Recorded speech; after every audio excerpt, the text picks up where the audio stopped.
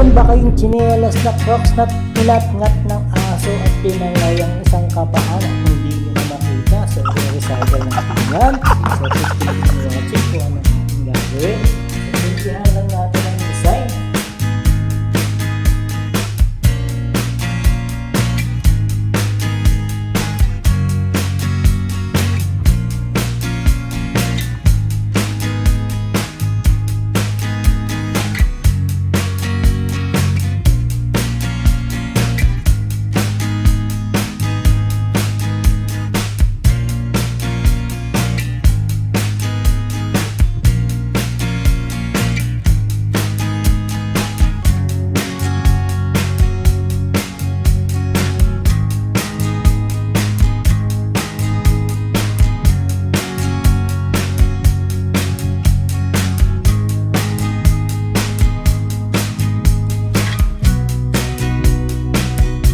So ayan guys, nagawa na natin yung ating DIY toothbrush organizer. Nabit na natin.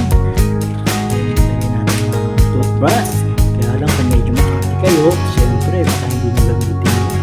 So yun lang lamang guys. Thanks for watching. If you like this video, please like, comment, and share. Thanks for watching. Here's the show.